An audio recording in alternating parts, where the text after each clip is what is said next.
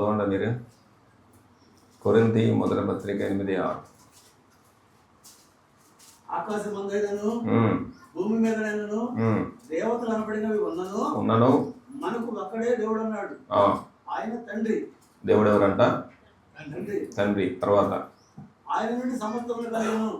ఆయన నిమిత్తం మనం ఉన్నాము. మరియు మనకు ప్రభువు అక్కడే. ఈయనెవరు? మరియు అనే మాట ఏం తెలియజేస్తుంది? ఇద్దరిని ఏకం చేస్తుందా, వేరు చేస్తుందండి? గుంటూరు నుంచి ఎంతమంది వచ్చారు? నువ్వు ఒకడే వచ్చావా, ఇంకెవరు వచ్చారా? నేను మరియు నాతో పాటు ఇంకా ముగ్గురు వచ్చారంట. మరియు అనే మాట ఏం చేస్తుంది? వేరు చేస్తుందా, ఏకం చేస్తుందా? అక్కడ ఏమన్నాడు? మరియు అన్నాడు. అంటే ఇద్దరు ఒక్కడా వేరే వేరండి? దేవుడు వేరే,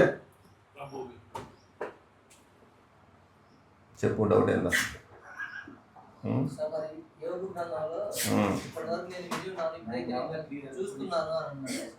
ఏంటది?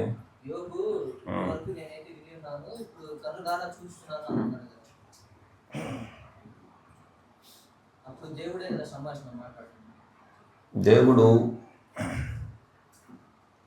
భౌతిక రూపి కాదు. దేవుడు ఆత్మస్వరూపి, పరమాత్మ. గాలి ఎలాగైతే కనిపించదో దేవుడు కూడా కనిపించడు. దేవుడు యేసు ప్రభువు కూడా ఆత్మస్వరూపే. అవసరాన్ని బట్టి శరీరాకారంలో వచ్చాడు, కానీ ఆయన నరుడు కాదు. ఓకే, భౌతిక రూపి కాదు. అయితే యేసు ప్రభు ఎలాగైతే దేవుడు చూశాడో అక్కడ ఆ రోజు ఆ ఇంట్లో, యోబు కూడా అలాగే చూశాడు. చూడటం అంటే మనోనేత్రాలతో దేవుని యొక్క స్వభావాన్ని బట్టి ఎరగటం, అంతేగాని భౌతికంగా చూడటం కాదు. నీకులాగా ఒక ముక్కు, 2 కళ్ళు, ఒక నోరు ఉండదు ఆయనకి. ఆయన ఆత్మస్వరూపి. కన్నులారంటే అది ఆయన ఆత్మరూపిగానే ఆత్మ స్వభావంతో మాట్లాడుతున్నాడు. కన్నులారంటే ఇట్లా కాదు. నిర్గమకాండం 33:20.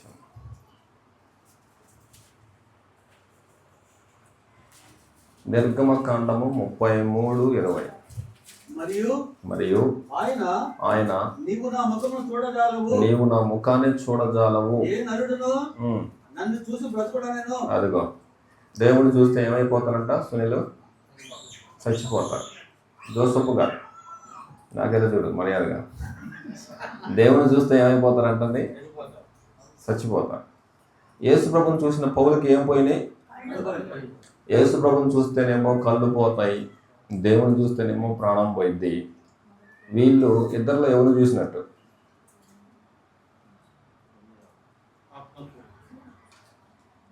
నా మాట నీకు అర్థమైందా? యేసు ప్రభుని చూస్తేనేమో కళ్ళు పోతాయి, దేవుని చూస్తేనేమో ప్రాణం పోయిద్ది. ఈ డినామినేషన్ పాస్టర్లు ఇద్దరిలో ఎవరిని చూశారు? ఇద్దరిని చూడలేదు వాళ్ళు. ఇద్దరిలో ఎవరు మనం చూస్తే కళ్ళన పోవాలి, ప్రాణం అన్నా. కాబట్టి చూసింది వాళ్ళిద్దరిని కాదు.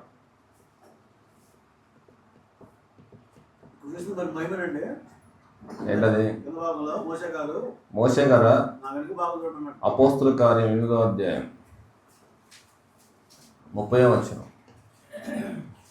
అపోస్తుల కార్యములు 8:30.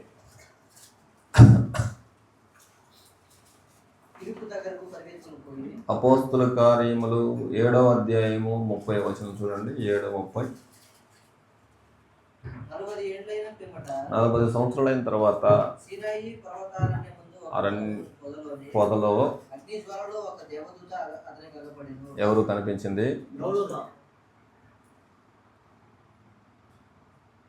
35 చూడండి. అధికారిని గాను నిన్ను నియమించిన వాడెవడని వారు నిరాకరించిన ఈ మోషేను అతనికి పొదలో కనబడిన దేవదూత ద్వారా. పొదలో ఎవరు కనిపించారంటండి? 38 చదువు రాజేష్. 38. సీనాయి పర్వతాలనే మందు అదిగండి మాట్లాడింది దూతే, కనిపించింది. ఎందుకనంటే దేవుడు కనబడితే,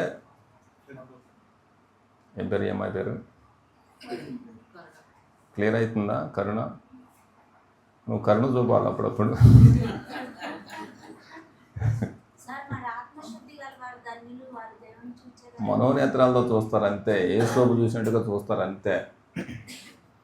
యేసోబు ఆత్మనేత్రాలతో, ఆత్మశుద్ధి గలవారు ఆత్మతో చూస్తారు. ఇక్కడ కూడా దేవుడు ఉన్నాడు, ఇక్కడ దేవుడు ఉన్నాడు చెల్లి. దేవుడు ఇక్కడ సంచరిస్తున్నాడు, దేవుడు ఇక్కడ వ్యాపించున్నాడు. దేవుడు లేని స్థలం అంటే ఏది లేదు. కాబట్టి క్రైస్తవుడుకు ప్రతినిత్యము దేవుడు కనిపిస్తాడు. భక్తుడైతే భర్తతో ఉన్న, భార్యతో ఉన్న, ఇంట్లో ఉన్న, బస్సులో ఉన్న, ఆఫీస్లో ఉన్న, ప్రతి క్షణం నీ పక్కనే గాలి ఆవరించినట్లుగా దేవుడు నిన్ను ఆవరించి ఉన్నాడు. వినగలుగుతాము సార్. ఏంటది? సమయాలు విన్నాడు కదా స్వరము, ఈ దాసుడు వినుచున్నాడు, ఆలకించుచున్నాడు అంట. మాట్లాడేది దేవదూత. దేవుడు మాట్లాడితే పగిలిపోతాయి చెవులు. మాట్లాడేది దేవదూత. దేవుని మాట దూత ద్వారా మనుషులతో మాట్లాడిచ్చాడు దేవుడు. దేవుడే మాట్లాడితే మనుషులు బతకరు కాబట్టి ప్రేమస్వరూపైన దేవుడు మోషేతోనైనా, అబ్రహాంతోనైనా, ఎవరితోనైనా మాట్లాడింది. యోహాను సువార్త 5వ అధ్యాయం 37వ వచనం. యోహాను సువార్త 5వ అధ్యాయము 37వ వచనం. మరియు నన్ను పంపిన తండ్రియే నన్ను గూర్చి సాక్ష్యం ఇచ్చుచున్నాడు. మీరు ఏ కాలమందైనను ఆయన స్వరము వినలేదు. ఏంటంట? ఏ కాలమందైనను ఆయన స్వరము వినలేదు అంటే అర్థం ఏంటి? ఆదాం కానీ, అబ్రహాం కానీ, సమూయేలు కానీ ఏ కాలమందైనను ఆయన స్వరం వినలేదు. అదే దేవుడి మాటే. దేవుడి మాటే దూత మాట్లాడింది. అలా మాట్లాడమాట, ఆ ఉద్దేశంతో మాట్లాడాను ఆదాంతో. ఇప్పుడు నువ్వు చదివిన మాట నీకు అర్థమైందా సునీలు? ఏ కాలమందైనను ఆయన స్వరము అంటే ఆదాం కాలంలో దేవుడు మాట్లాడట. ఏ కాలంలో కూడా దేవదూతే మాట్లాడుద్ది.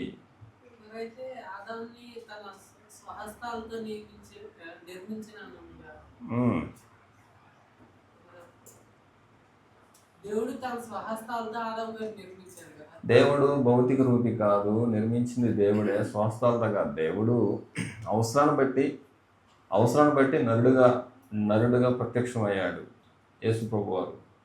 అంతేగాని ఆయనకి భౌతిక చేతులు ఉండవు, భౌతిక కాళ్ళు ఉండవు, భౌతిక ముఖం ఉండదు. దేవుడు ఆత్మస్వరూపి. ఓకేనా?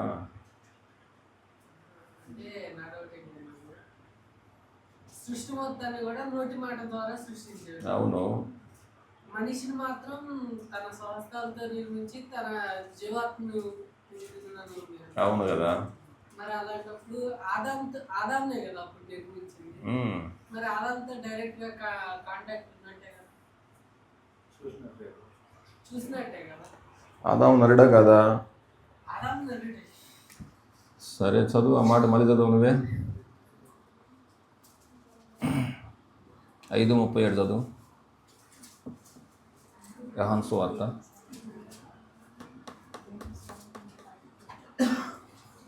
యోహాను సువార్త 5:37. మరియు నన్ను పంపిన తండ్రియే నన్ను గూర్చి సాక్ష్యం ఇచ్చుచున్నాడు. మీరు ఏ కాలమందైనను ఆయన స్వరం వినలేదు, ఆయన స్వరూపం చూడలేదు. అదిగో మనిషి అనేవాడు ఆయన స్వరం వినలేదు, ఆయన స్వరూపం చూడలేదు అన్నాడు. నాగేశ్వరరావు, ఏం చేద్దాం సార్?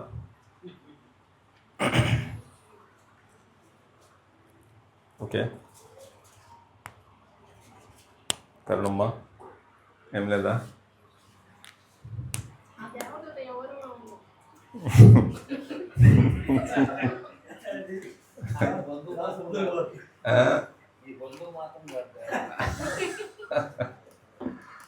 అక్కడ సమాచారం చెప్పడానికి కొంతమంది ఉంటారు కరుణ.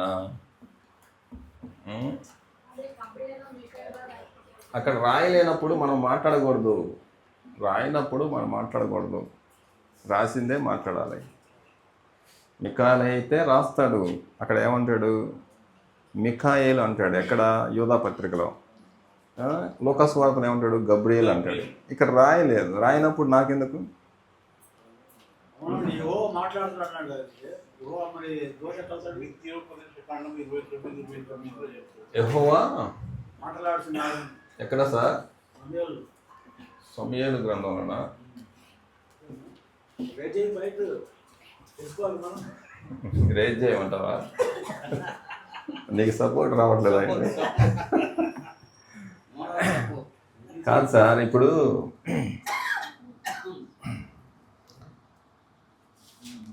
టీవీలో వార్తలు చెప్పారు, రేవంత్ రెడ్డి, సీఎం రేవంత్ రెడ్డి ఇలాంటి జీవో ఒకటి తీసుకొచ్చాడు ప్రజలందరికీ, లేడీస్కి ఇలాగా లేకపోతే అని చెప్తారన్నమాట అండి, ఏదేదో చెప్తారు.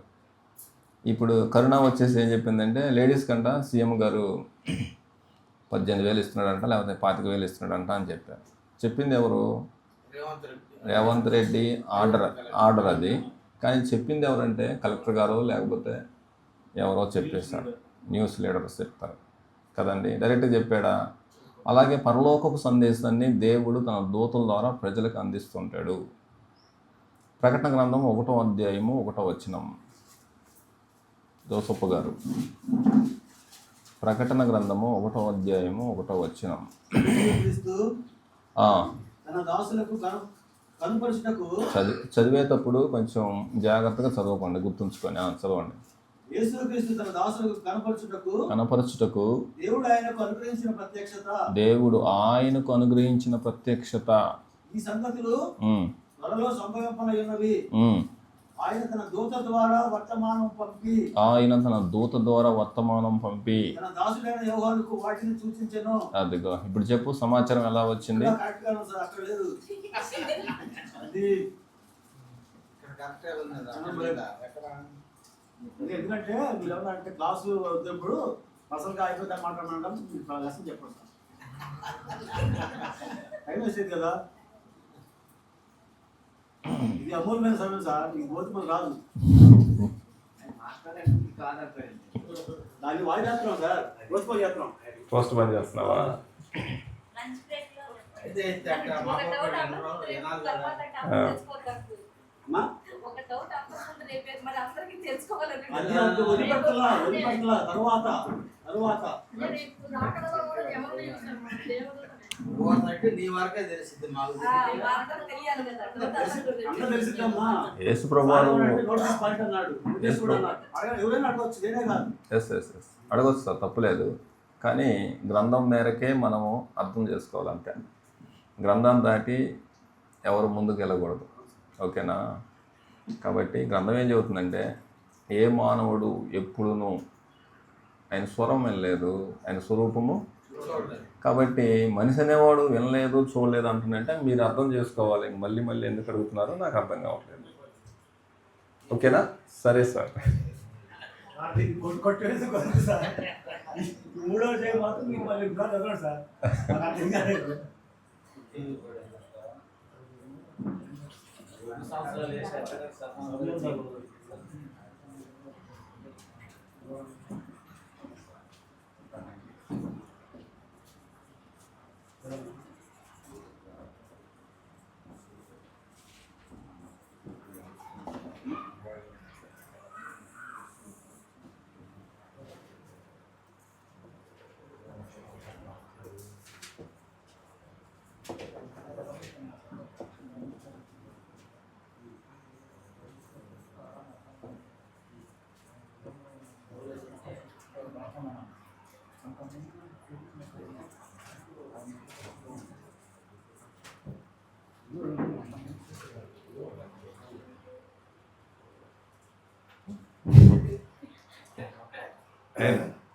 ఏంటి సీనన్నా? చెప్పండి, ఈరోజు ఉన్న పాఠం మీద చెప్పండి. తర్వాత ఎన్నో పాఠం ఇది? 6వదా? దైవిక వ్యక్తులు. దేవత్వం అంటే దేవుని గూర్చిన తత్వం, వ్యక్తిత్వం అనమాట అండి. వ్యక్తిత్వము, దేవుని గూర్చిన తత్వము, వ్యక్తిత్వము. గ్రంథం ఏం చెప్తే అదే ఆలోచన చేద్దాం మనం.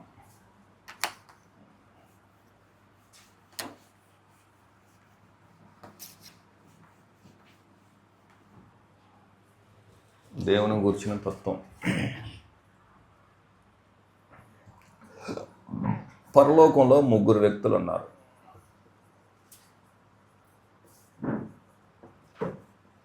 ముగ్గురు దైవిక వ్యక్తులు ఉన్నారన్నమాట.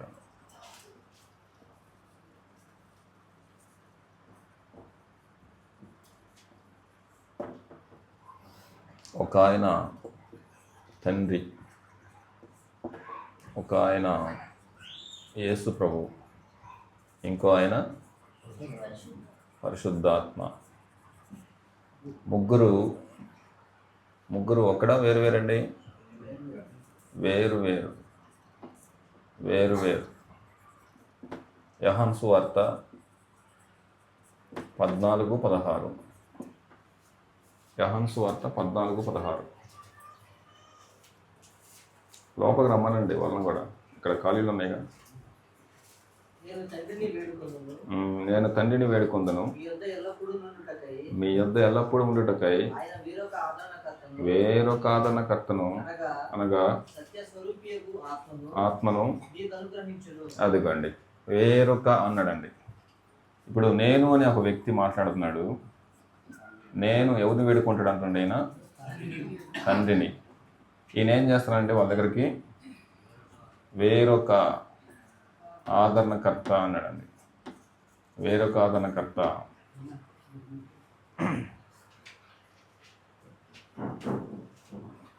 ఇటు చూడండి, నేను తండ్రిని వేడుకుంటే ఈ తండ్రి మీ దగ్గరికి ఎవరిని పంపిస్తాడంట?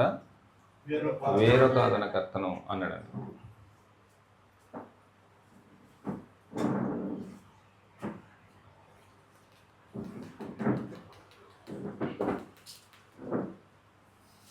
దేవుని కృపను బట్టి మనం 6వ పాఠాన్ని ఆలోచన చేస్తున్నాం.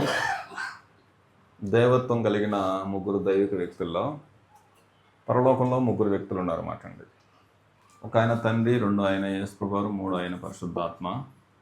ఈ ముగ్గురు వేరు వేరు అంటుంది బైబిల్. నేను అనే యేసు ప్రభు మాట్లాడుతున్నమాట అండి. ఇక్కడ యేసు ప్రభు మాట్లాడితే ఏమంటాడంటే, నేను తండ్రిని, ఈ తండ్రి మీ దగ్గరికి ఎవరిని పంపిస్తాడు? నన్ను పంపిస్తాడా? వేరొక ఆయన పంపిస్తాడండి? వేరొక ఆయన్ని పంపిస్తాడు అనేసి ఎవరు మాట్లాడారు?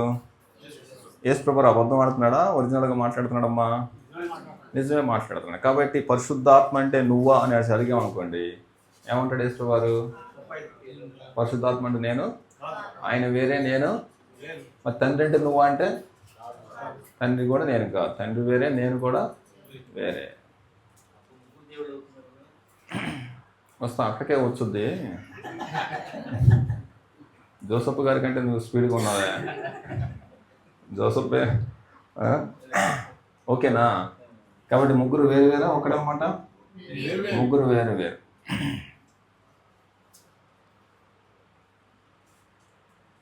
యోహాను సువార్త 14:28 చూడండి. యోహాను సువార్త 14:28. నేను వెళ్ళి మీ యొద్దకు వచ్చేదనని మీరు విన్నారు కదా. అదిగో తండ్రి నాకంటే చాలమ్మా. యేసు ప్రభు వారే స్వయంగా చెబుతున్నారు, తండ్రి నాకంటే గొప్పవాడు అన్నాడండి. తండ్రి నాకంటే గొప్పవాడు. 10:29 చూడమ్మా చెల్లి. 10:29.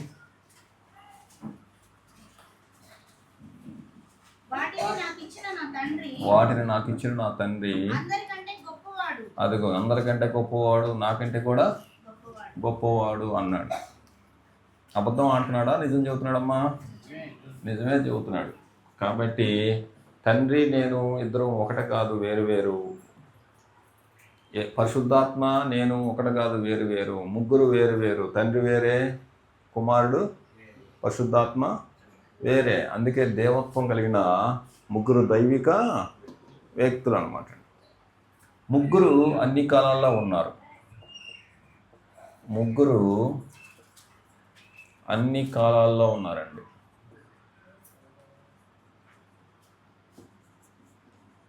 ముగ్గురు అన్ని కాలాల్లో ఉన్నారు. చాలామంది ఏమనుకుంటారంటే, రామారావు గారు ఒకప్పుడు తండ్రిగా ఉన్నాడు, ఆయనే కుమారుడుగా వచ్చాడు, ఆయనే మరలా పరిశుద్ధాత్మగా వచ్చాడు అనుకుంటారు. కానీ గ్రంథం ఏం చెబుతుందంటే ముగ్గురు అన్ని కాలాల్లో ఉన్నారు. అన్ని కాలాల్లో అంటే అర్థం ఏంటంటే తండ్రి యేసుక్రీస్తు వారు, పరిశుద్ధాత్మ.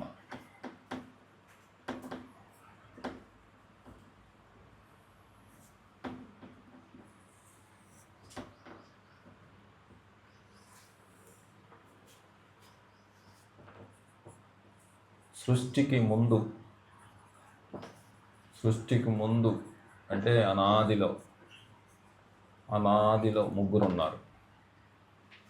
యెషయా గ్రంథము 40వ అధ్యాయము 28వ వచనం. నీకు తెలియదా? నీవు వినలేదా? భూదిగంతము సృజించిన యెహోవా నిత్యుడు అంటే అర్థం ఏంటన్నమాట? అదిగో నిరంతరం ఉన్నవాడు అంటే సృష్టికి ముందు ఉన్నవాడు ఆయన. సృష్టికి ముందున్నవాడు ఆయన. సృష్టికి ముందు ఉన్నవాడు ఆయన. నిత్యుడు. యోహాను సువార్త అదే హెబ్రీ పత్రిక 7:24 చూడమ్మా, లేకపోతే హెబ్రీ పత్రిక 7:24.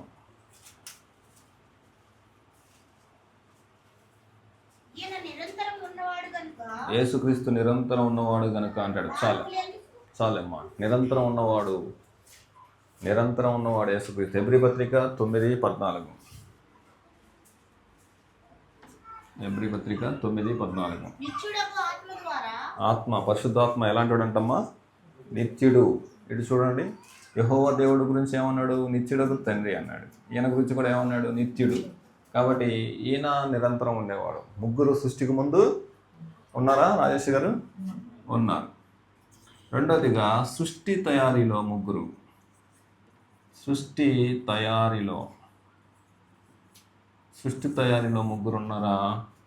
ఆది కాండము 1వ అధ్యాయం 1వ వచనం. ఆది కాండము 1వ అధ్యాయం 2వ వచనం.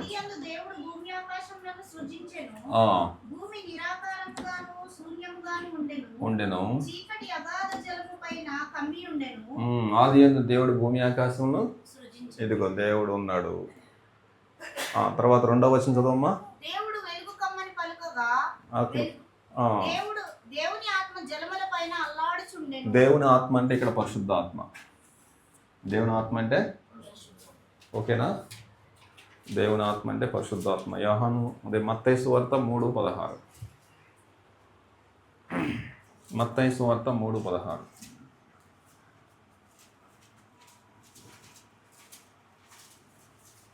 మత్తయి సువార్త 3వ అధ్యాయం. యేసు బాప్తిసం పొందిన వెంటనే నెలల నుండి ఒడ్డునకు వచ్చెను.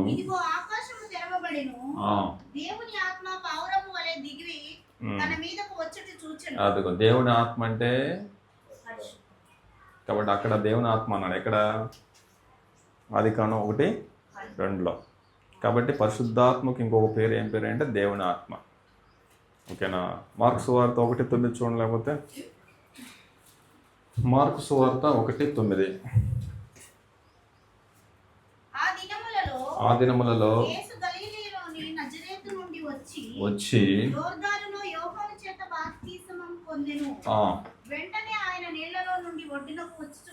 ఒడ్డుకు వచ్చుండగా ఆకాశము చీల్చబడుటయు పరిశుద్ధాత్మ పావురము వలె తన మీదకు దిగి వచ్చుటయు చూచెను. మార్కులో ఏం రాశాడు? పరిశుద్ధాత్మ అన్నాడు. మత్తయిలో ఏమన్నాడు? దేవుని ఆత్మ అన్నాడు. ఆదికాండంలో ఏమన్నాడు? దేవుని ఆత్మ అన్నాడు. దేవుని ఆత్మ అన్న పరిశుద్ధాత్మ అన్న రెండు ఒక్కడే. ఓకేనా? కొలస పత్రిక 1:15, 16.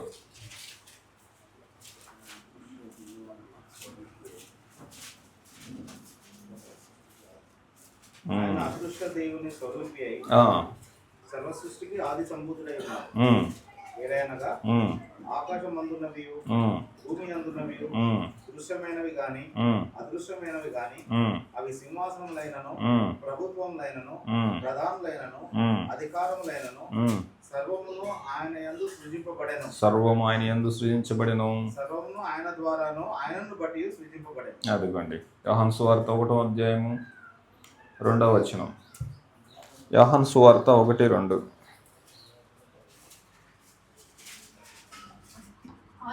ఆయన ఆదియందు దేవుని యొద్ద ఉండెను, సమస్తమును ఆయన మూలములో కలిగెను.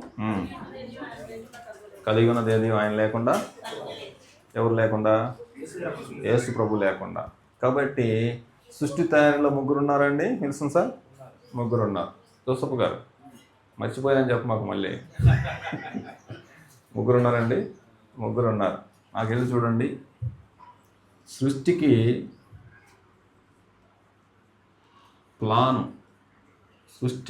వేసింది, సంకల్పం చేసింది ఒక ఆయన. సృష్టిని నిర్మించింది ఒక ఆయన. సృష్టికి కొలతలు వేసింది ఇంకొక ఆయన.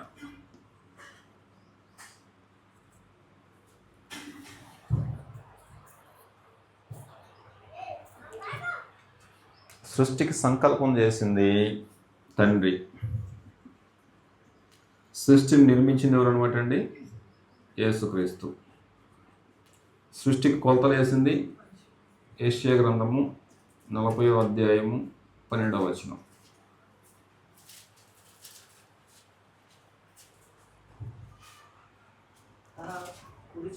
తన పొడిసిటిలో జలములను కొలిచిన వాడెవడు? జానతో ఆకాశాన్ని కొలిచిన వాడెవడు? భూమిలో మన్నును కొలపాత్రలో ఉంచిన వాడెవడు? త్రాసుతో పర్వతాలను తూచిన వాడెవడు? తూనిక చేత పర్వతాలను తూచిన వాడెవడు? కాబట్టి ఈ కొలతలన్నీ వేసింది ఎవరన్నమాట? పరిశుద్ధాత్మని ఎవరు చెప్పారు? ఆయనే చెబుతున్నాడు యెషయా గ్రంథంలో. ఓకేనండి. హెబ్రీ పత్రిక 1వ అధ్యాయము 10వ వచనం. రామారావు గారు భూమి పునాది వేసింది ఎవరు? దేవుడేనా? హెబ్రీ పత్రిక 1:10. హెబ్రీ పత్రిక తీసారు, అందరూ తీయండి కొంచెం. హెబ్రీ పత్రిక 1వ అధ్యాయము, హెబ్రీ పత్రిక 1వ అధ్యాయము 10వ వచనం. అందరూ తీయాలి దయచేసి. చదవండి. మరియు ఇక్కడ మాట్లాడేది ఎవరు?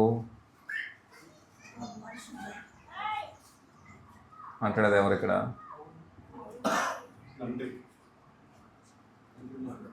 6వ వచనం నుంచి చదవండి. 6 నుంచి చదవండి అక్కడ.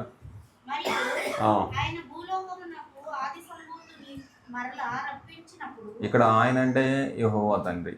ఆయన భూలోకమునకు ఆది సంభూతుడు అంటే యేసుక్రీస్తుని మరలా రప్పించినప్పుడు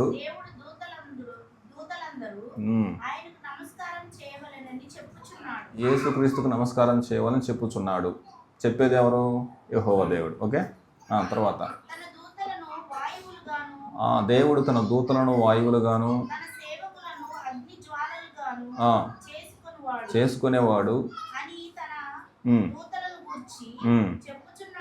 చెప్పుచున్నాడు గాని అదే యేసుక్రీస్తు గూర్చి అయితే దేవా.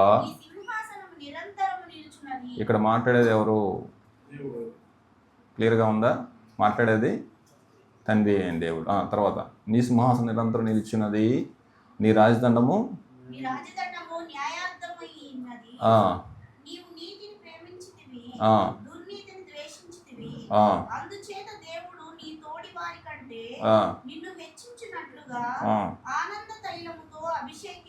మాట్లాడేది ఎవరు ఇక్కడ? జోసఫ్ గారు మాట్లాడేది ఎవరు? ఇక్కడే ఉన్నావా? బట్టిపోలు పోయినావా నువ్వు? మాట్లాడేది ఎవరు? రాజేష్ గారు తండ్రి. సుధాంశు గారు మాట్లాడేది ఎవరండి? తండ్రి. ఓకే. ఇప్పుడు చదవండి, కింద చదవండి. మరియు ఈ మాట కూడా చెప్పింది ఎవరు అన్నమాట?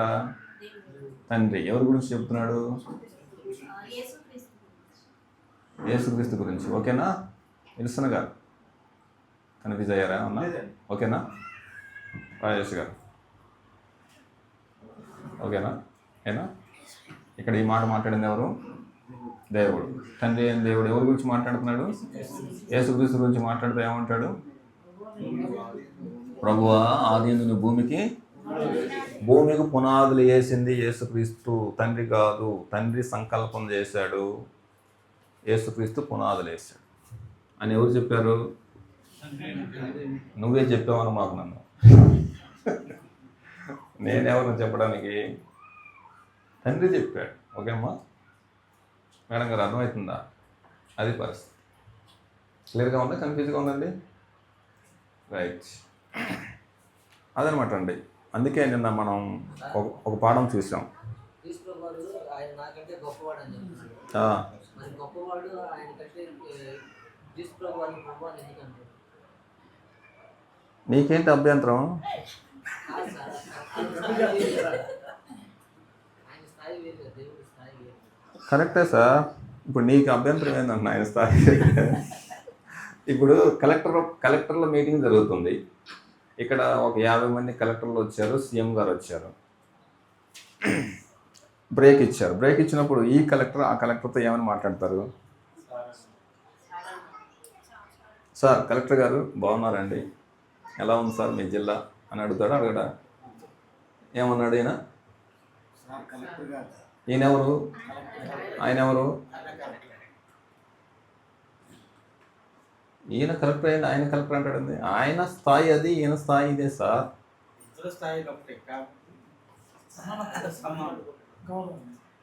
పాఠం వచ్చినప్పుడు అన్నీ వస్తాయి. సునీల్ కన్ఫ్యూజ్గా ఉందా కొంచెం? మరి సమానమైనప్పుడు నాకంటే గొప్పవాడు అన్నారు. అన్నీ పోతాయి. పుట్టినప్పుడే మీ అబ్బాయికి పాయసం పెట్టలేదు కదా, పెట్టావా? అవునా?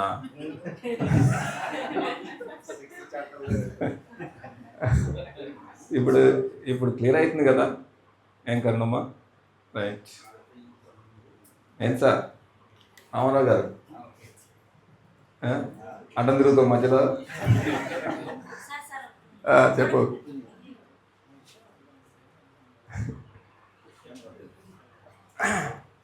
ఇది రాసుకున్నావు కదా? నా కొడుక.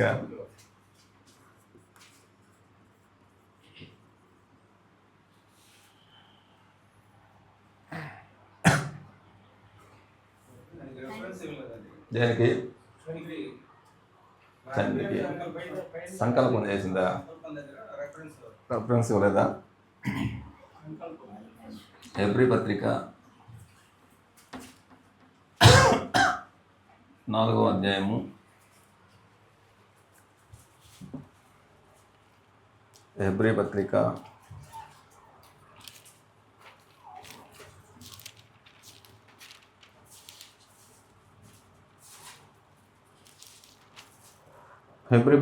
4వ అధ్యాయము 2వ వచనం చదవండి.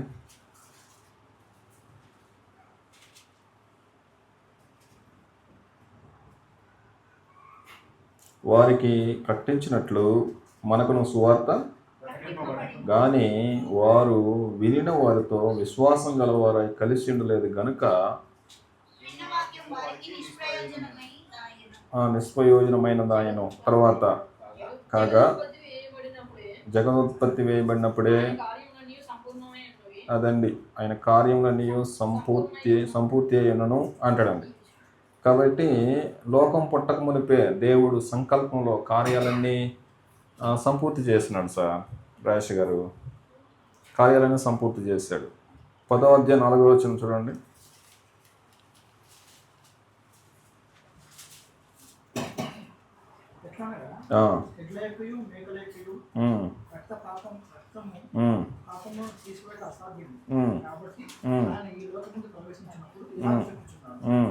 మరియు అర్పణను నేను కొనలేదు కానీ నాకు ఒక శరీరం అమర్చుకుని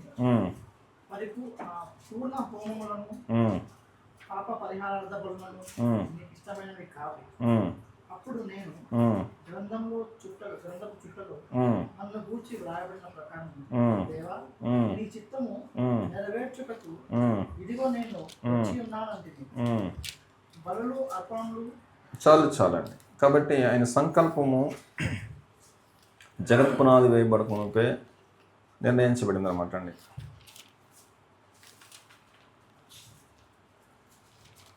అపోస్తల కార్యములు 2:23లో దేవుడు నిశ్చయించిన సంకల్పము నిశ్చయించిన సంకల్పం అంటాడు అక్కడ. నిశ్చయించిన సంకల్పం నిశ్చయించిన సంకల్పం అన్నాడు. ఎఫెసీ 1:11 కూడా అవును, దేవుడు తన చిత్త ప్రకారమైన సంకల్పం బట్టి మమ్మల్ని ముందుగా నిర్ణయించి అవును, స్వాస్థ్యంగా ఏర్పరుచుకున్నాడు. అవునవును. ఆయన తన చిత్తానుసారం చేసిన నిర్ణయం చొప్పున సమస్త కార్యములు జరిగించు. అది యేసు ప్రభు ద్వారా జరిగిస్తున్నాడు. సంకల్పం అన్నమాట ఇక 2 చోట్ల చాలా చోట్ల ఉంది సంకల్పము. అంటే దీనికి అనుకూలమైన వచనం అనమాట అండి మనం చూసేది. ఆ 2 రాసుకోండి. ఇది అపోస్తల కార్యం 2:23, ఎఫెస్ పత్రిక 1వ అధ్యాయం 4 నుంచి 11 వచనాలు.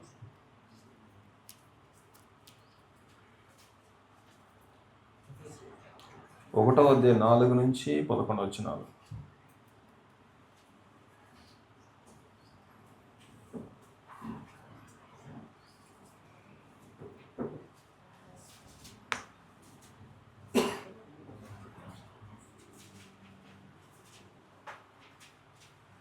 Right, thank you sir.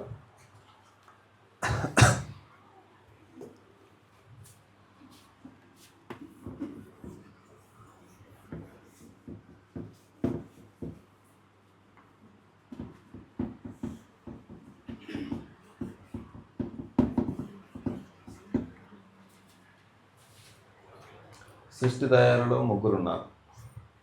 అలాగే పాత నిబంధనలో 3 ఉన్నారు. మానవ నిర్మాణంలో 3 ఉన్నారు.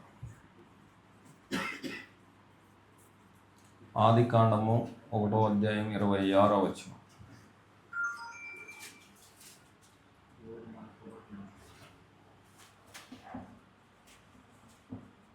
దేవుడు మనసులో కొనండి మన పోలిక చొప్పున నరులను చేయదము అన్నాడండి.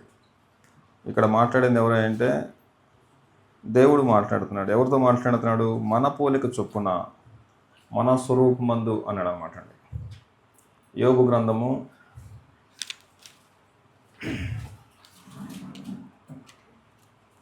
'మనకి ఈ వచనంలోనే 3 కనిపిస్తారు. యోబు గ్రంథం 33వ అధ్యాయం 4వ వచనం. దేవుని ఆత్మలను సృజించును అన్నాడు అన్నమాట. చాలండి, దేవుని ఆత్మ అనే మాట ఉపయోగించాడు.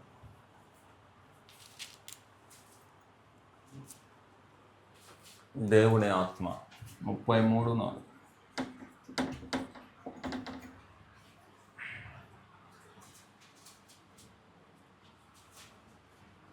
కలిగినది ఏది ఆయన లేకుండా కలగలేదు.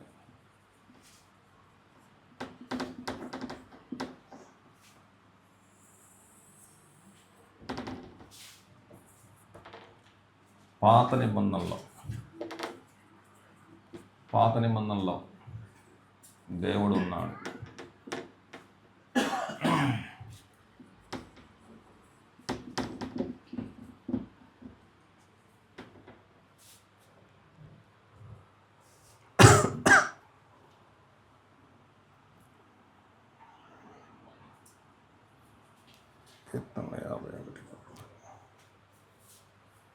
చదవండి. ఆదికాండం మాకు తెలుసు కదా, అది ఇందా చదివారు మీరు.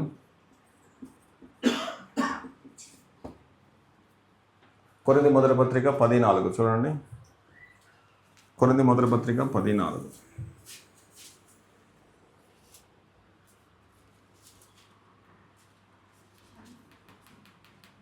అందరూ ఆత్మ సంబంధమైన ఒకే పానీయంను పానం చేసిరి. ఏలయనగా కొందరు వెంబడించిన ఆత్మ సంబంధమైన బండలోనిది త్రాగిరి. బండలోనిది అదిగోండి. ఆ బండ ఎక్కడ? బండ ఇది అరణ్యంలో ఇశ్రాయేలుని వెంబడించిన బండ. కాబట్టి పాత నిబంధనలో యేసు ప్రభువు ఉన్నట్ట లేనట్ట? ఉన్నాడు. కీర్తన గ్రంథం 51:11.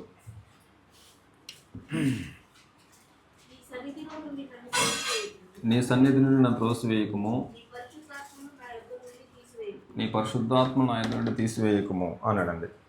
ఇక్కడ దావీదు భక్తుడు ఏం చేశాడంటే పరిశుద్ధాత్మను తీసివేయి మాకు అన్నాడు. దావీదుకి పరిశుద్ధాత్మ గురించి తెలుసా తెలియదండి?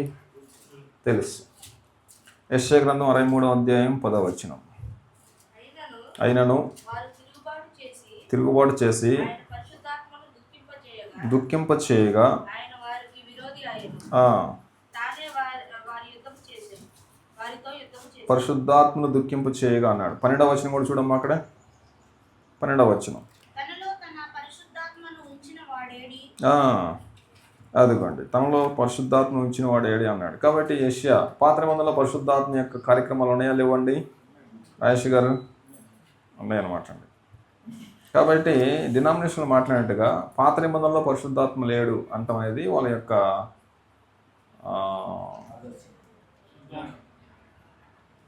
యొక్క ఏమనొచ్చు దాన్ని, వాళ్ళ యొక్క అవివేకం అంతే, తెలియక మాట్లాడుతున్నారు అంతే.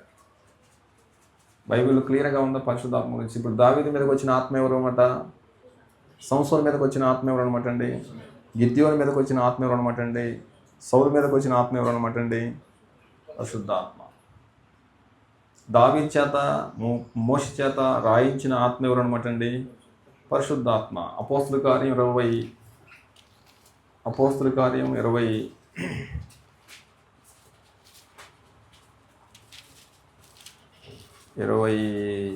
అధ్యాయము. అపోస్తుల కార్యములు 28వ అధ్యాయము 27వ వచనం. ఈ ప్రజలు చెవులారా విని మనసారా గ్రహించి నా వైపు తిరిగి నా వలన స్వస్థత పొందకొనున్నట్లు వారి హృదయము క్రొవ్వి ఉన్నది. వారి చెవులతో మన్నుగా విని కన్నులు మూసుకొని ఉన్నారు అని పరిశుద్ధాత్మ యెషయా ప్రవక్త ద్వారా ఈ పితరులతో చెప్పిన మాట సరియే. పాత నిబంధనలో ఉన్న యెషయా ప్రవక్తను ఉపయోగించుకుంది ఎవరు అనమాట? పరిశుద్ధాత్మ. కాబట్టి దావీదును అందరిని ఉపయోగించుకున్న పరిశుద్ధాత్ముడు. కాబట్టి పాత నిబంధనలో కూడా పరిశుద్ధాత్ముడు ఉన్నాడు. యేసుక్రీస్తు బోధలో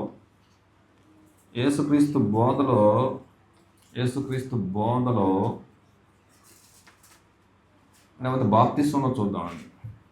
యేసుక్రీస్తు బాప్తిస్వంలో ముగ్గురు కనిపిస్తారు. మత్తయి సువార్త 3వ అధ్యాయం 16-17 వచనాలు. మత్తయి సువార్త 3వ అధ్యాయం 16-17 వచనాలు. యేసు బాప్తిసం పొందిన వెంటనే నీళ్ళ నుండి ఒడ్డునకు వచ్చును. ఇదిగో ఆకాశం తెరవబడెను. దేవుని ఆత్మ పావురం వలె దిగి తన మీదకి వచ్చుట చూచెను. మరియు ఇదిగో ఈయనే నా ప్రియ కుమారుడు, ఈయన యందు నేను ఆనందించుచున్నానని ఒక శబ్దము ఆకాశం నుండి వచ్చెను. కాబట్టి బాప్తిసం తీసుకుంది ఎవరు? యేసు ప్రభువారు. సార్ ఇప్పుడు మాట్లాడింది కూడా ఓకేనా? అక్కడ మాట్లాడిందా? అక్కడ మాట్లాడింది. ఏ కాలమైనా ఆయన స్వరం వెళ్ళేది అన్నాడు సార్. మరి దాన్ని బట్టి మీరే చెప్పాలి. ఇప్పుడు దూతకు పని లేదు కదా, దూత నాకు ప్రియ కుమారుడు అనడానికి లేదు కదా. పలికిన మాట ఎవరిది అనమాట అండి? పలికిన మాట ఎవరిది? అంతే, మెసెంజర్ అంతే. కాబట్టి చెప్పండి. 7:30 అపోస్తుల కార్యం చదవండి రాజేష్ గారు. అపోస్తుల కార్యము 7:30.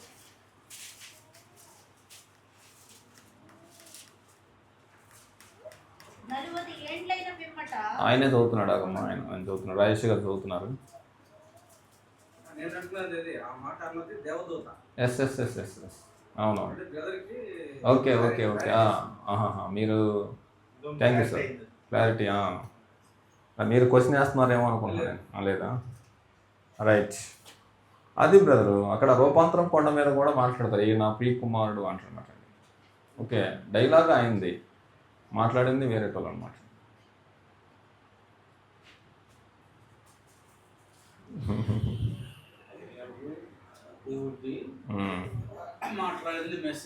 అవును, అక్కడ దేవదూత మాట్లాడితేనే ఇశ్రాయేలు ప్రజలు మేము వినలేకపోతున్నాం, నువ్వే మాట్లాడుకో అంటారు అన్నమాట అండి. ఓకే, సీనాయి కొండ దగ్గర అసలు మేము వెళ్ళలేకపోతున్నాం సార్, మీరే పోయి మాట్లాడుకొని ఆయన ఏం చెప్తారు తీసుకుని మాకు చెప్పండి అంటారన్నమాట. ఎవరు మాట్లాడితే దేవదూత మాట్లాడితే, దేవుడు మాట్లాడితే అసత్యపోతాను అన్నాడు. అది పరిస్థితి. కాబట్టి మీరు కొంచెం అర్థం చేసుకోవాలి మరి సునీల్ గారు. అదండి పరిస్థితి. ఏం కరణమ్మా, ఇంకా డౌట్గా ఉందా? లేదు. క్రీస్తు బోధలో ఇందాక చూసాం కదా మనం, యోహాను సువార్త 14వ అధ్యాయం 16-17 వచనాలు. యోహాను సువార్త 16వ అధ్యాయం 13-14 వచనాలు చదవండి. యోహాను సువార్త 14వ అధ్యాయం 16 వచనం. కొంచెం కాలమైన తర్వాత 14-16 చదివేది నువ్వు. నేను తండ్రిని వేడుకొందును మీ యొక్క ఎల్లప్పుడూ నుండుటకై ఆయన వేరొక ఆదరణకర్తను అనగా సత్యస్వరూపియగు ఆత్మను మీకు అనుగ్రహించును. అదిగోండి, ఇక్కడ ముగ్గురు కనిపిస్తారు. వేడుకునేది ఎవరు? యేసు ప్రభువారు. ఎవరిని వేడుకుంటాడు? పంపించేది ఎవరు? పరిశుద్ధాత్మను పంపిస్తాడు. ముగ్గురు ఉన్నారన్నమాట. యోహాను సువార్త 16-13 చూడండి. యోహాను సువార్త 16వ అధ్యాయం 13వ వచనం. అయితే ఆయన అనగా సత్యస్వరూపైన ఆత్మ వచ్చినప్పుడు, అదిగో ఆయన అనగా సత్యస్వరూపైన, ఇక్కడ మాట్లాడేది ఎవరు సునీలు? యేసు ప్రభువారు మాట్లాడుతున్నారు. అయితే ఆయన అనగా సత్యస్వరూపైన ఆత్మ వచ్చినప్పుడు మిమ్మను సర్వ సత్యములోనికి నడిపించును. ఆయన తనంతట తానే ఏమీ బోధింపక వేటిని వినునో వాటిని బోధించి మీకు తెలియజేయును. తర్వాత ఆయన వాటిలోని నా వాటిలోని తీసుకొని మీకు తెలియజేయును. కనుక నన్ను మహిమపరచును. తండ్రికి కలిగినవన్నీయు వాని చేత, తండ్రికి కలిగినవన్నీ నావి, అందుచేత ఆయన నా వాటిలోనివి తీసుకొని మీకు తెలియజేయనని నేను చెప్పితిని. అదండి పరిస్థితి. ఇక్కడ ముగ్గురు గురించి ప్రస్తావిస్తాడు యేసు ప్రభువారు. కాబట్టి యేసు ప్రభువారు బాప్తిస్మంలో, యేసు ప్రభువారి బోధలో ముగ్గురు కనిపిస్తారు. అలాగే పౌలు బోధలో ముగ్గురు కనిపిస్తారు మనకి. ఎక్కడది? ఎఫెసు పత్రిక 4వ అధ్యాయము 4-6 వచనాలు. ఎఫెసు పత్రిక 4వ అధ్యాయం 4-6 వచనాలు. శరీరం ఒక్కటే, ఆత్మయు ఒక్కడే, ఆ ప్రకారమే మీ పిలుపు విషయమై ఒకటే నిరీక్షణ నుండుటకు పిలువబడితిరి. ప్రభు ఒక్కడే, విశ్వాసం ఒక్కటే, బాప్తిసం ఒక్కటే, అందరికీ తండ్రి అయిన దేవుడు ఒక్కడే. కాబట్టి ఇక్కడ ముగ్గురిని ప్రస్తావిస్తాడు.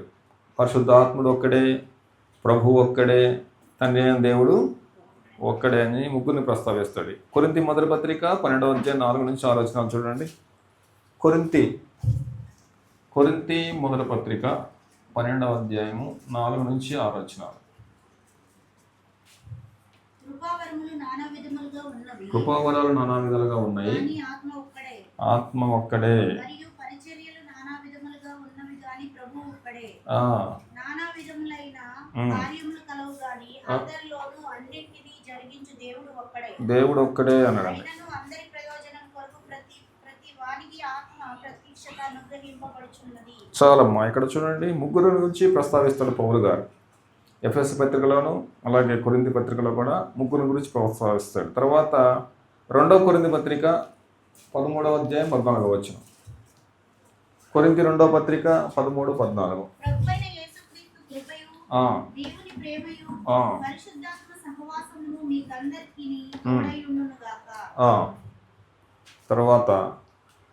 తర్వాత పేతురు బోధలో, అపోస్తలుడైన పేతురు బోధలో కూడా ముగ్గురు కనిపిస్తారు మనకు. పేతురు రాసిన మొదటి పత్రిక 1వ అధ్యాయం 1-2 వచనాలు. పేతురు రాసిన మొదటి పత్రిక 1వ అధ్యాయం 1-2 వచనాలు. తీసారా? అందరూ తీసారా? కొంచెం తీయండి. పేతురు రాసిన మొదటి పత్రిక 1వ అధ్యాయము 1-2 వచనాలు చదవండి. సునీల్ గారు చదవండి దాన్ని. అపోస్తలుడైన పేతురు మాట్లాడుతున్నాడు ఇక్కడ. ఇక్కడ చూడండి, ఫస్ట్ తండ్రిని సంబోధించారు. తండ్రి అయిన దేవుని భవిష్యత్తు జ్ఞానం బట్టి ఆత్మ వలన పరిశుద్ధత పొందిన వారై పరిశుద్ధాత్మ వలన పరిశుద్ధత పొందిన వారై యేసుక్రీస్తు రక్తం వలన ప్రోక్షింపబడుటకును అదిగోండి. కాబట్టి ముగ్గురిని ప్రస్తావించారు. కాబట్టి ముగ్గురు గురించి అవగాహన ఉందా లేదా? వీళ్ళకు ఉంది, అందరికీ ఉంది. సీనన్న, ముగ్గురు అన్ని కాలాలు ఉన్నారా, ఒక్క కాలంలో ఉన్నారా? అన్ని కాలాలు. సృష్టికి ముందు ఉన్నారమ్మా మేడం గారు? సృష్టిలో ఉన్నారా? మానవ నిర్మాణంలో ఉన్నారా? ఎప్పుడు లేరు మరి ముగ్గురు? అన్ని కాలాల్లో. కాబట్టి పితల కాలం తండ్రిది, యేసుక్రీస్తు కాలం అది, పరిశుద్ధాత్మ కాలం ప్రస్తుతం నడుస్తుంది అనొచ్చు, అనకూడదా? లేదు, ముగ్గురు ఇక్కడ ఉన్నారు. మనం బాప్తిసం తీసుకున్న ముగ్గురిని నమ్మాలి. ముగ్గురు నమ్మాలి. తండ్రిని నమ్మాలి, యేసుక్రీస్తుని నమ్మాలి, పరిశుద్ధాత్మను కూడా నమ్మాలి. ముగ్గురిని నమ్మకపోతే మనం తీసుకున్న బాప్తిసం చెల్లదు. మరలా అనకూడదు. మరలా త్రియేక దేవుడు అనే మాట బైబిల్ లేదుగమ్మా చెల్లి. ఏం పేరు నీ పేరు? పద్మ. త్రియేక దేవుడు అనేది బైబిల్లో వాడబడని పదం, దాన్ని మనం వాడకూడదు. త్రియేక దేవుడు కాదు, త్రియేకం కాదు, త్రిత్వం కూడా కాదు. ముగ్గురు దేవత్వం కలిగి ఉన్నారు, ముగ్గురు దేవ స్వభావం కలిగి ఉన్నారు.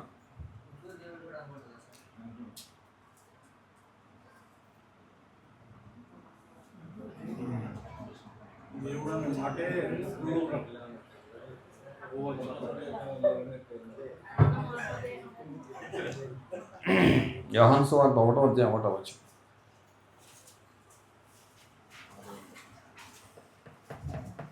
యోహాను సువార్త 1వ అధ్యాయం 1వ వచనం.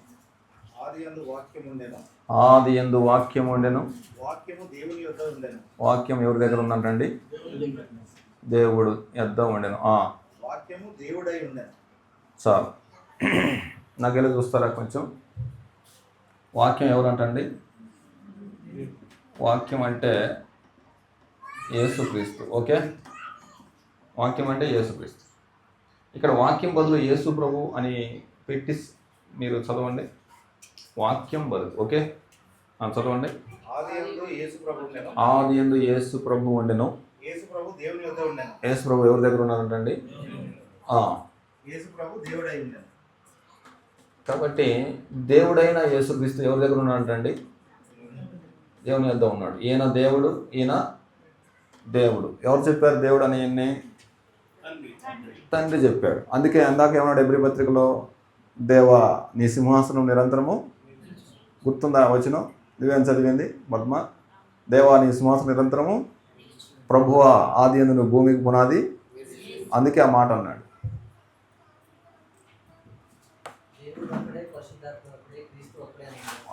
ఆయన ఒక్కడే, ఈయనొక్కడే, ఈయనొక్కడే. సునీల్ అనే ఒక అతను ఉన్నాడు ఇక్కడ. అట్లా కాదు. ఇంట్లో ముగ్గురు ఉంటారు.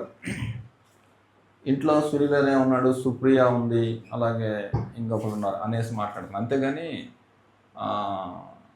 ఒక్కడికే మూడు ఆపాదించట్లేదు ఇక్కడ. ఆయనే తండ్రి, ఆయన కుమారుడు, ఆయన పరిశుద్ధాత్మ కాదు. తండ్రి వేరే, కుమారుడు వేరే, పరిశుద్ధాత్మ వేరే. ముగ్గురు వేరు వేరే. ముగ్గురు అన్ని కాలాల్లో ఉన్నారు. ముగ్గురు సృష్టికి ముందు అనాదిలో ఉన్నారు. ముగ్గురు కలిసి ప్లాన్ చేశారు, ముగ్గురు కలిసి సంకల్పం చేశారు, ముగ్గురు కలిసి కార్యక్రమాలు జరిగిస్తున్నారు. ఇదంతా వాళ్ళ సఖ్యతతో సమాధానకరంగా జరిగిస్తున్న కార్యక్రమం. అంతేగాని ఒకరికి మీరి ఒకరు చేసే కార్యక్రమం కాదు. ముగ్గురు ఉన్నారు, ముగ్గురు అన్ని కాలాల్లో ఉన్నారు, ముగ్గురు దేవుళ్ళై ఉన్నారు.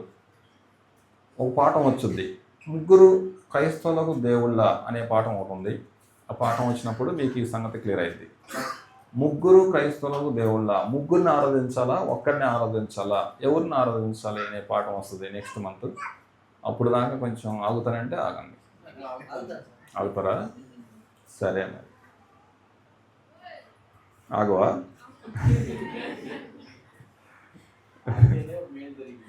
ఆగితే మేము జరుగుద్దా? అదండి పరిస్థితి. కాబట్టి ఈ పాఠంలో ఇంకేమైనా డౌట్ ఉందండి?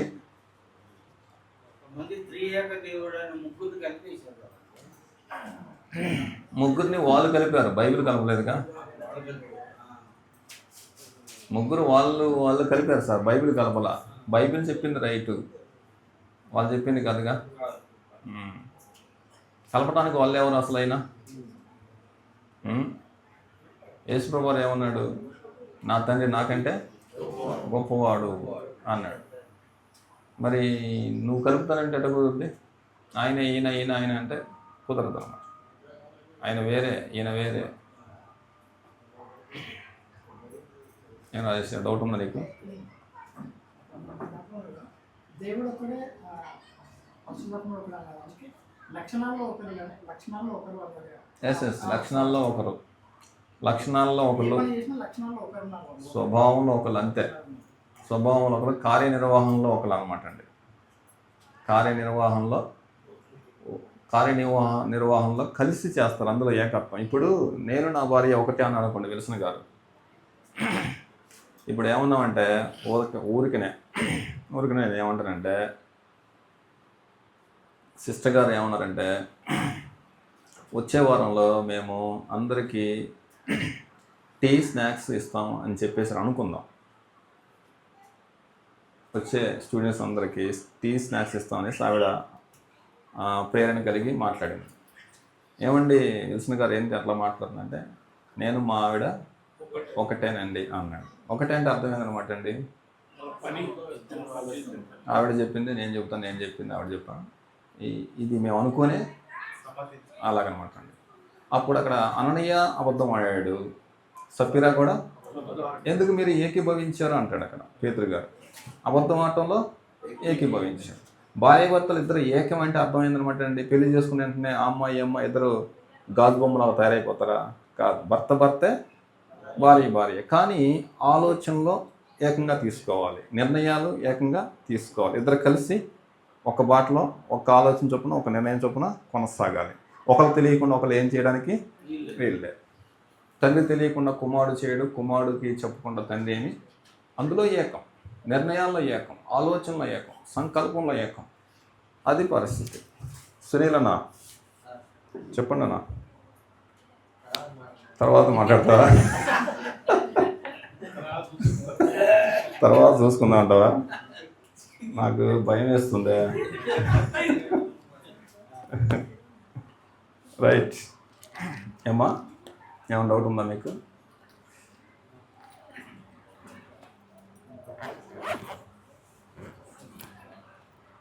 చెప్పండి, నాతో మాట చెప్పండి, ఏమైంది?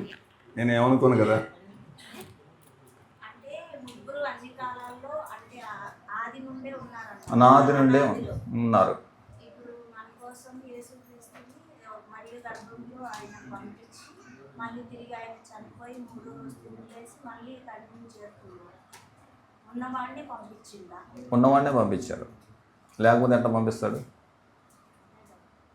కబడ్డీ బ్యాచ్లో ఉన్నవాళ్ళే పంపిస్తారు కోతకు, లేకపోతే ఎవరు పంపిస్తారు?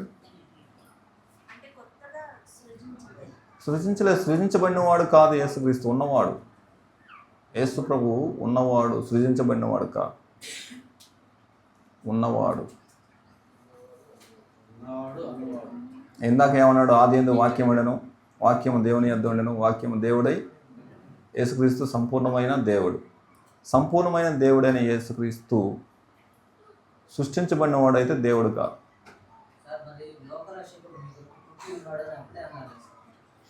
అవసరాన్ని బట్టి పుట్టాడు. పేతురు మొదటి పత్రిక 1వ అధ్యాయం 19వ వచనం. పేతురు మొదటి పత్రిక 1:19.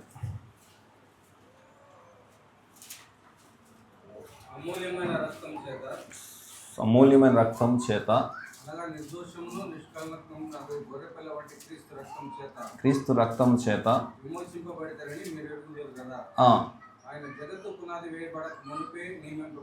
ఎవరు నియమించబడ్డారు? అక్కడ నియమించింది ఎవరు? ఉన్నాడు కాబట్టి నియమించాడు. జగత్తు పునాది వేయబడక మునిపే నియమించబడిను. చాలే సార్. జగత్తు పునాది వేయబడక మునిపే ఉన్నాడు, పద్మ ఉన్నాడు కాబట్టి నియమించాడు. ఓకేనా? సంకల్పం నాది, జనాభా కోసం శిలువ మనం అనుభవించాల్సిన బాధ్యత నీది.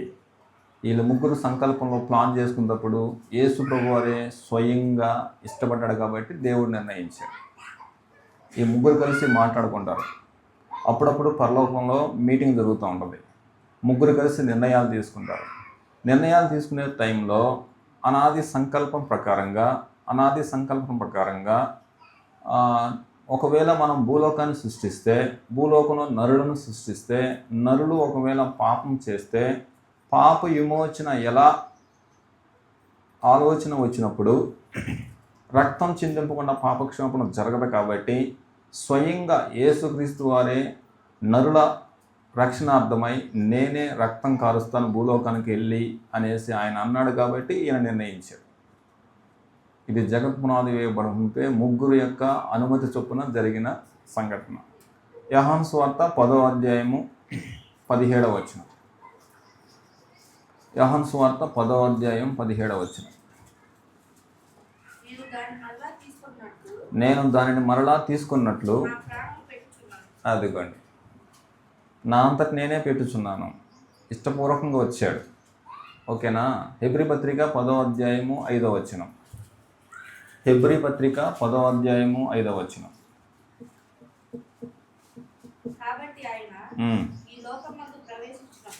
అక్కడ తీసారండి, తీసారా సునీల్? తీసావా?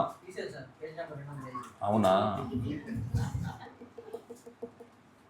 చదవండి, ఇప్పుడు చదవండి. ఇప్పుడు చదవండి సార్. జోసఫ్ గారు చదువుతారు పెద్దగా, కొద్దిగా ఆయన సౌండ్ ఎక్కువ. కాబట్టి ఆయన అంటే యేసుక్రీస్తు లోకంలో ప్రవేశించినప్పుడు ఇలాగ చెప్పుచున్నాడు,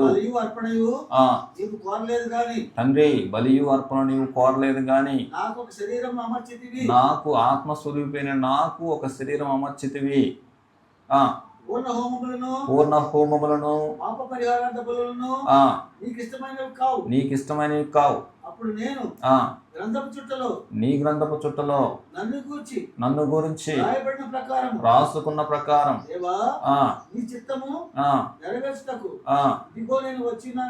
అదిగో.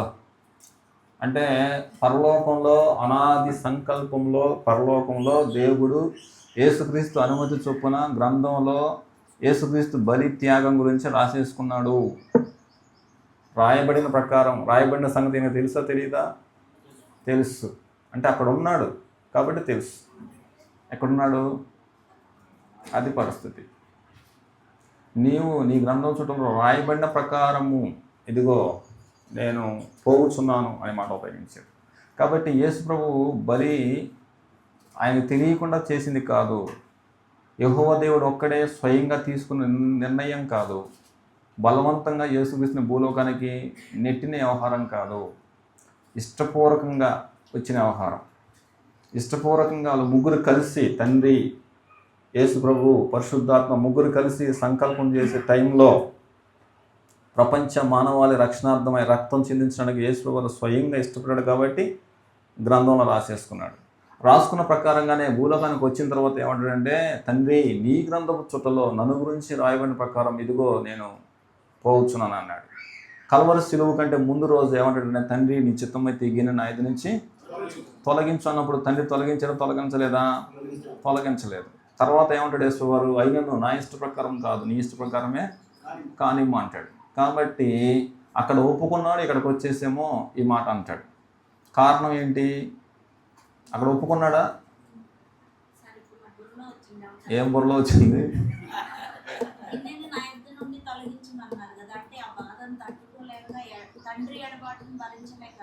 యేసు ప్రభువు సంపూర్ణమైన దేవుడు, సంపూర్ణమైన మానవుడు. మానవుడుగా మాట్లాడిన మాట అది. శరీరంతో ఉన్నాడు కాబట్టి అందుకే అక్కడ ఏమంటాడంటే ఆత్మసత్యమే కానీ. కాబట్టి శరీరము అడ్డం తిరిగింది యేసు ప్రభువుకి. నువ్వు లోపల బాగానే ఉంటావు, తన్నులు తినేది ఎవరు? నేను మాత్రం అని అడ్డం తిరిగింది. అప్పుడు యేసు ప్రభువు మాట్లాడిన మాట ఏంటంటే ఆత్మసిద్ధమే కానీ శరీరం బలహీనంగా ఉంది. మళ్ళీ పోయి ప్రార్థన చేసి వచ్చిన తర్వాత అయినను నీ ఇష్ట ప్రకారమే. ఈ మధ్యలో సంఘర్షణ చాలా జరిగింది. ఇది అకస్మాత్తుగా మనం మాట్లాడుకున్నంత ఈజీగా జరిగిన కార్యక్రమం కాదు. ఆయన శరీరాన్ని లోబొచ్చుకున్నాడు, నల్లగొట్టుకున్నాడు. అందుకే పౌలు కూడా ఏమంటాడంటే, నేను నా శరీరమును నల్లగొట్టుకొంచున్నాను. నీ శరీరమే నీకు శత్రువు ఆత్మీయ జీవితానికి. అందుకే కొంతమంది ఆరాధనకు లేటుగా వచ్చేది శరీరాన్ని బట్టి, అందుకే లెక్క లేకుండా ప్రవర్తించేది శరీరాన్ని బట్టి, అందుకే లెక్క లేకుండా తప్పుడు పనులు, కోరికలు, ఇష్టం వచ్చిన శరీర కోరికలు నెరవేర్చుకునేది శరీరాన్ని బట్టి. శరీరము ఆత్మకు విరోధంగా పోరాడుచున్నది అంటాడు గలతీ పత్రికలో. కాబట్టి ప్రతి క్రైస్తవుడు శరీరాన్ని నల్లగొట్టుకోవాలి, లోపరుచుకోవాలి, వశపరుచుకోవాలి, కంట్రోల్లో చేసుకోవాలి. గుర్రం మన కంట్రోల్లో ఉన్నట్టుగా ఆత్మైన నీవు శరీరాన్ని కంట్రోల్లో పెట్టుకోవాలి. బ్రేక్ తీసుకున్న తర్వాత మళ్ళీ వస్తాను, నాకు ఆకలి అవుతుంది. నీకు కావట్లేదు.